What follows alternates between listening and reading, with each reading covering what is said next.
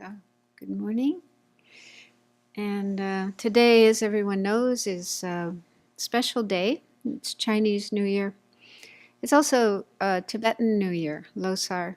Sometimes they don't fall on the same day. Sometimes they're 1 month apart, so it's kind of unusual that they both fall on the same day. And this is a very special day for all the Chinese people, also all the Tibetan people and their friends and people connected with them and so on.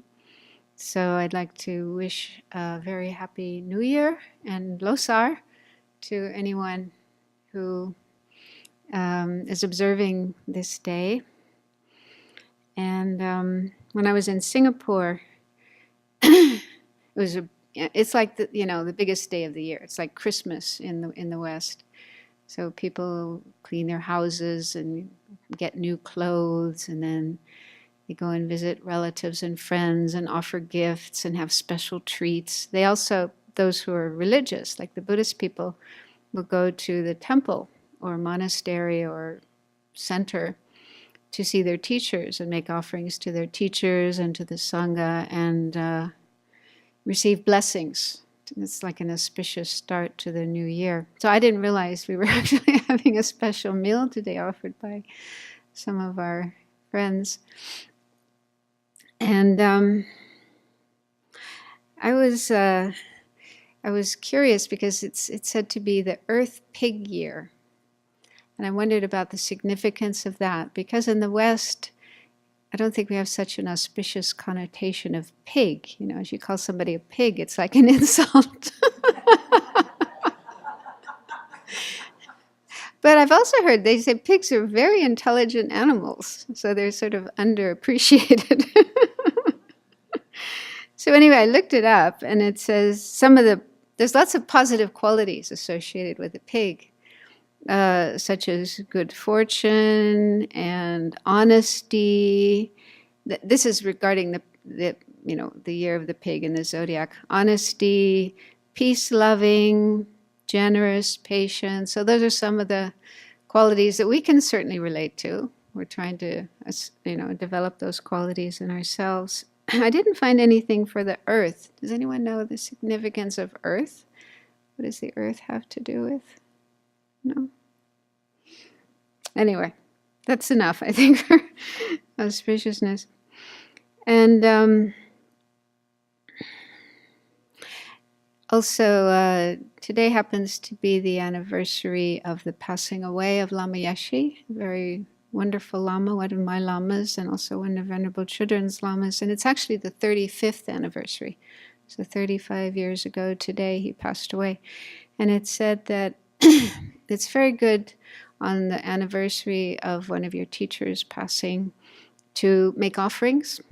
So I was very happy that we're going to have a Lama Chupa Puja tonight, so we can make lots of offerings and express our appreciation to all Lamas, all the wonderful teachers who have kept alive the Buddha's teachings from the time of the Buddha until present, so that we're able to meet those teachings and practice them and make our lives meaningful. Also, another of my teachers, Lama Zopa Rinpoche, also one of Venerable's teachers, says that he found this in a Vinaya text that certain days of the year are very auspicious for creating merit. And this is true for the first 15 days of the New Year. So starting from today until I think the 19th is the full moon day. So these 15 days, any merit that we create is multiplied by 100 million. So we're very lucky, very fortunate that we're in retreat, so that we have the chance to create lots of merit. And we're doing that every day with all the practices we're doing, mantras and prayers and keeping precepts and living ethically and offering service and so forth. So that might be inspiring to think about the next 15 days. And maybe if you have a chance, you could do a little bit extra more virtue. Make good use of this period of time. And also, something else I've been thinking about sharing with you, something else I heard from my teacher, Lama Zopa Rinpoche, with regard to bodhicitta, doing things with the bodhicitta motivation. Of course, we all try to do that, starting from early in the morning when we wake up, trying to generate that motivation that everything we do will be for the benefit of others, will be the cause for enlightenment, to help all living beings, and so on and so forth. But one time I was attending some teachings that he was giving, and he said something that I found just so inspiring, and I want to share it with you, because that's what we're talking about. I don't think I'll get to the text today, so don't worry about that. But since we're on that section of the text regarding, the bodhicitta motivation and lojong and doing the practices of bodhisattvas, so what he said was, and this isn't something he made up, it's in the text, it's in the teachings, but something I never heard before and I never thought about before. But he says, when we do something with a bodhicitta motivation, for example, eating lunch with a bodhicitta motivation, thinking, okay, I'm eating this food to give energy to my body so that I can have health and energy and live a long life and make my life meaningful and beneficial for others. So anything we do without motivation, of course, it becomes the cause for enlightenment, becoming a Buddha one day and then being able to help all living beings. But he says not only does it become the cause for enlightenment, but it becomes the cause for all kinds of good things on the way to enlightenment. For example, good rebirths, being born in good situations in our future lives, having good conditions, all the resources we need, good friends, good people around us, the chance to meet the Dharma again and practice the Dharma again in all our future lifetimes. So that also is the result of doing things with a bodhicitta motivation. Plus all the realizations of the path, all these wonderful states of mind that we hear about and aspire to, such as bodhicitta itself, uncontrived bodhicitta, and the wisdom realizing emptiness, and shamatha, calm abiding, and then all the bodhisattva stages and so on. So all of those results will also come from doing things with the bodhicitta motivation.